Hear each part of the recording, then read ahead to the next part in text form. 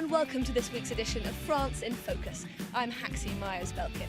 A 12-metre high diving board was erected on this bridge in June, part of a series of sporting events across the capital in support of Paris's 2024 Olympic bid.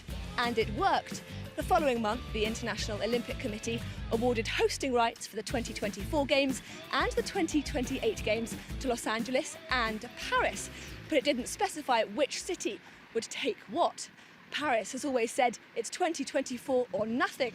So what has Paris got in store for the Games?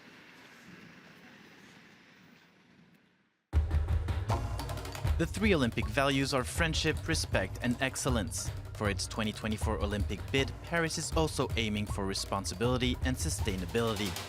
The Paris Olympic Village, for instance, will consist in 3,500 apartments, built with 100% bio-based materials, using 100% renewable energy, a fleet of zero-emission vehicles, and a strong zero-waste policy. After the Games, the Athletes' Village will become a residential district. Organizers also aim to reduce transfer times to venues in an effort to limit emissions of greenhouse gases. 85% of the athletes will be housed less than 30 minutes from their competition venues. The sites will also be fully accessible by public transport, connected to the Paris city center in less than 15 minutes. The ultimate goal, minus 55%. That's a 55% reduction of carbon footprint compared to the 2012 London Olympics, the most sustainable games to date. Paris aims to be more sustainable but also less expensive. Of the 38 planned Olympic venues, 28 already exist. 8 will be temporary facilities, and only 2 will need to be built. The Paris Games will cost an estimated 6.2 billion euros. That's nearly half the budget of the London 2012 Games and 6 times less than the 2014 Sochi Winter Games. But if past experiences are any indication, hosting the Olympics ends up costing much more than initially planned.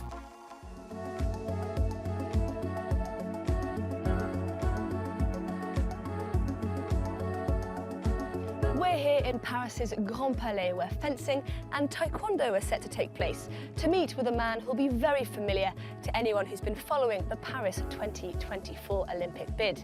That man is 3 times Olympic canoeing champion and co-chair of the bid, Tony Estanguet.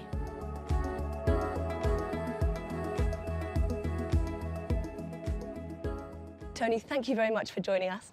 In July, the International Olympic Committee announced that it would be awarding hosting rights for 2024 and 2028 to LA and Paris. But you've time and time again said it's only 2024 that you're interested in. Why is that? It's quite clear, because since the beginning of this project, the project has been built for 24. There are technical reasons. We know that the only 2 venues we have to build, the Olympic Village and the Aquatic Center, will be on a place that it will not be available from 28. So technically, our project is only feasible for 24, but there are also more emotional reasons, and the fact that this is the 4th bid, that we improved ourselves after the last attempts, the fact that there is this birthday of the centenary in 2024, the fact that this is the right time, we believe, to come back to Europe for economical reasons. The Games need to come back to Europe for TV rights and for economic reasons. So we strongly believe that this is the best choice for the IOC. We are ready to be the partner for 24, and we continue in this direction. Now, you mentioned it just then. This is Paris's 4th bid since 1992. Back in 2005, there was a real sense that Paris was going to be awarded the 2012 Games. As we all know, those went to London by a margin of just 4 votes. How was that for you? It was terrible. At that time, you know, I was still an athlete. I was dreaming to maybe finish my career in Paris, in my country, and it was a dream. And no, it was very, very, very difficult, because we were believing also in our chances at that moment. But again, I think it was a good lesson, and we came back stronger because we analyzed the success of London. And by the way, it was a a good bit because the games in London were just fantastic. So we have also to acknowledge that it was deserved in a way. Yeah, this time we come back stronger, and we have really the athletes in the front line leading the way. We have a great support from public authorities, from private partners. Yeah, we believe this is the right time now. Now, at any Olympic Games, security is always a primary concern. There are a lot of people who still don't believe that Paris is safe. What are you going to do to ensure that people feel safe at the Games? Security is a top priority for Paris 2024. I was an athlete. I know that during the Olympics, the best place and the safest place in the world is always the Olympic Games, because this is one project where every country shares intelligence to make sure that it will be really safe and the security will be there. On our side, because we have been attacked three years ago, I think France has developed a strong expertise in this area. The President of French Republic, Emmanuel Macron, came to the IOC recently to tell the members that all the resources of the country will be invested to guarantee the security of this country. We all know that security is a global issue. It could happen anywhere, but France has developed a strong expertise. We hosted over the last 2 years international sports events with success. We speak about Football Euro, we speak about different events. The COP21 also on the Paris Climate Agreement was a success in terms of security with more than 100 head of state. So there's no question about the fact that France is able to guarantee the safety of major events. So we will deliver a safe Games in 2024.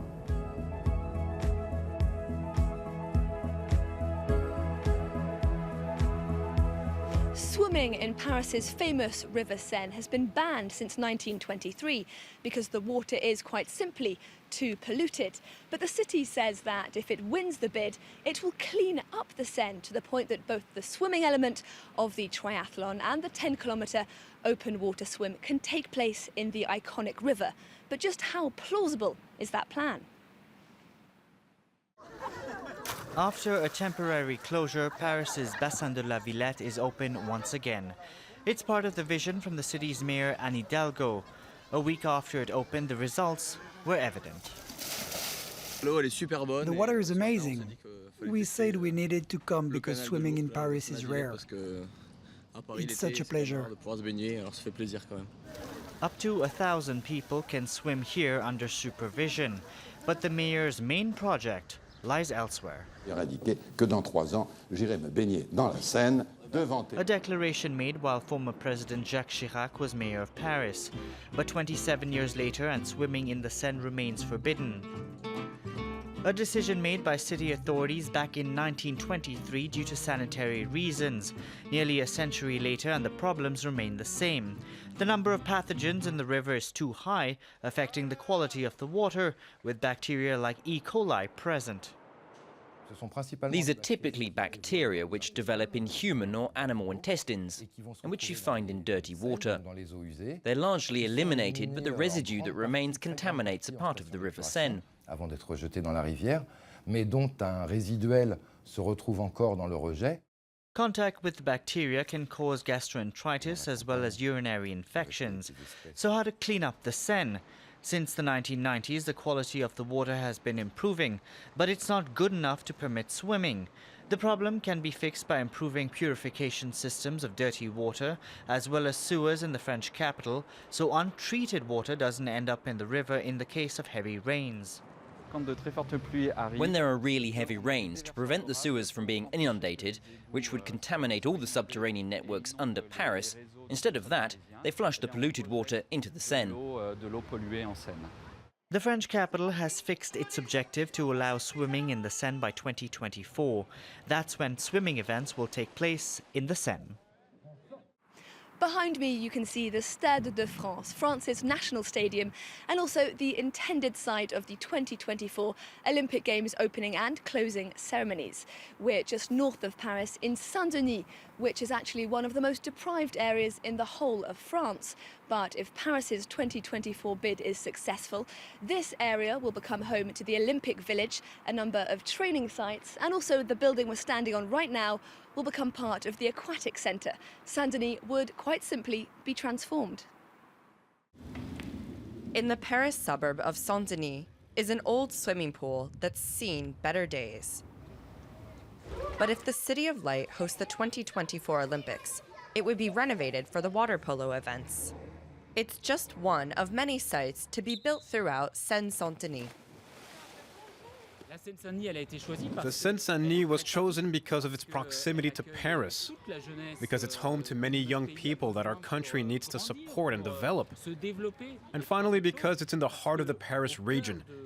The capacity for construction and urban planning with regard to the space available is here.